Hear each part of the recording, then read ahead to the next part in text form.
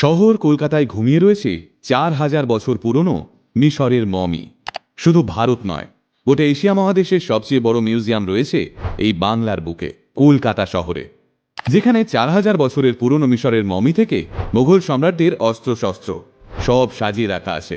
সারা পৃথিবীর সবচেয়ে প্রাচীন মিউজিয়ামের তালিকায় ৯ নম্বরে রয়েছে কলকাতার এই জাদুঘর। অথচ বাংলার মানুষের কোনো আগ্রহই নেই এই বিরাট ঐতিহাসিক স্থাপত্যকে নিয়ে। অন্য কোনো রাজ্য হলে তারা এই মিউজিয়ামকে মাথায় তুলে নাচানাচি করত, কারণ এই মিউজিয়ামের ভিতরে এমন কিছু ঐতিহাসিক জিনিস রয়েছে যা পৃথিবীর আর কোথাও আপনি খুঁজে পাবেন না। তাহলে চলুন আজকের এই ভিডিওতে আমরা কথা বলি সেই আশ্চর্য জিনিসে ভরা ভারতীয় জাদুঘরের ব্যাপারে, যে স্থাপত্য নিয়ে সত্যি সত্যি গোটা বাংলার গর্ব করা উচিত। খাতায় কলমে এই জাদুঘরটি প্রতিষ্ঠিত হয় আজ থেকে ২১০ বছর আগে। তখন কলকাতা শহর ছিল ব্রিটিশ ভারতের রাজধানী। এই জাদুঘরটি প্রতিষ্ঠা করেছিলেন ডক্টর নাথানিয়েল ওয়ালিজ। কিন্তু আজ যে সুবিশাল বিল্ডিংটি নিউ মার্কেট থেকে একটু এগোলেই চোখে পড়ে, সেটি তৈরি হয়েছিল ১৮৭৫ সালে। কত টাকা লেগেছিল সে সময় জানেন? ১,৪০,০০০ টাকা। আজ থেকে ১৫০ বছর আগের ১,৪০,০০০ টাকা আজকের দিনে ঠিক কত টাকা হতে পারে বুঝতে পারছেন তো? সে সময় এই বিরাট অঙ্কের টাকা খরচ করেছিল ব্রিটিশরা, কারণ সে সময় ভারতের রাজধানী কলকাতার গৌরব বাড়ানোই ছিল ইংরেজদের মূল লক্ষ্য।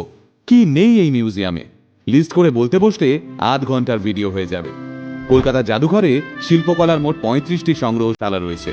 প্রাগৈতিহাসিক আমলের নানান পাখির জীবাশ্ম, প্রাচীন যুগের সুবিশাল হাতির ম্যামথের কঙ্কাল, সুবিশাল প্রাচীন হরিণের কঙ্কাল, ডাইনোসরের বিরাট মডেল, পাথরের অস্ত্র। জাদুঘরের একপাশে যেন ছড়িয়ে ছিটিয়ে আছে গোটা প্রাগৈতিহাসিক যুগ, অন্য পাশে তেমনই সাজানো রয়েছে সুপ্রাচীন দুর্গার প্রস্তর মূর্তি, ৩য় শতকের বৌদ্ধ মূর্তি, মানব বিবর্তনের নানান পর্যায়, বুদ্ধের জীবন দৃশ্যাবলী এবং পাথরের ওপর স্বয়ং গৌতম বুদ্ধের পায়ের ছাপ। এই জাদুঘরে এমন কিছু সুপ্রাচীন মুদ্রা এবং ব্রোঞ্জ যুগের ধাতব অস্ত্র রয়েছে যার আজকের দিনে দাঁড়িয়ে আন্তর্জাতিক বাজারের মূল্য কয়েকশো কোটি টাকা।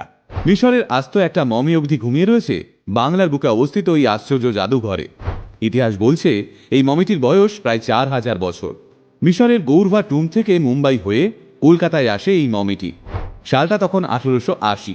তারপর থেকে আজও এই শহরের বুকেই ঘুমিয়ে রয়েছে এই মমিটি।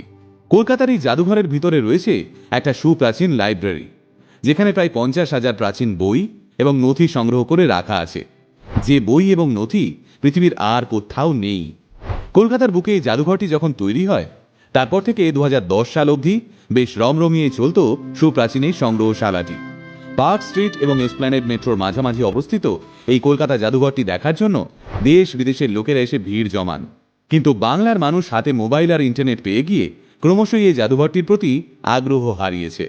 ২১০ বছরের পুরনো এই জাদুঘরে আপনি যদি আজও একটা গোটা দিন ঘুরে বেড়ান, তাহলে এখান থেকে বেরোনোর সময় আপনার চোখে মুখে মুগ্ধতার ছাপ লেগে থাকবে। ১৮ বছর বয়সের ঊর্ধ্বে ভারতীয়রা যদি এই জাদুঘরে প্রবেশ করেন, তাহলে টিকিটের দাম পড়বে ৭৫ টাকা। আর ১৮ বছরের নিচে বয়স হলে টিকিটের দাম মাত্র ২০ টাকা। তবে স্কুল পড়ুয়াদের কোনো টিকিট লাগে না এখানে। কিন্তু আপনি যদি ভারতবর্ষের বাইরে থেকে আসেন, তবে খরচা মাথাপিছু ৫০০ টাকা। আর সবার স্মার্টফোন পিছু খরচা ৫০ টাকা। মঙ্গল থেকে রবিবার সকাল ১০টা থেকে ৬টা অবধি খোলা থাকে এই জাদুঘর। শুধু সোমবার দিনটা পূর্ণ দিবস বন্ধ। তাহলে আর দেরি কিসের? আপনি যদি কলকাতায় কিংবা কলকাতার আশেপাশে থাকেন, তাহলে সময় বের করে ঝটপট বেরিয়ে আসুন এশিয়া মহাদেশের সবচেয়ে বড় এই জাদুঘরে। কলকাতা জাদুঘরের মমিটা কিন্তু আপনাদের জন্যই অপেক্ষা করছে। দেখে আবার ভয় পাবেন না যেন। সকলে ভালো থাকবেন, সুস্থ থাকবেন, আর দেখে এসে জানাবেন কেমন লাগলো জাদুঘর।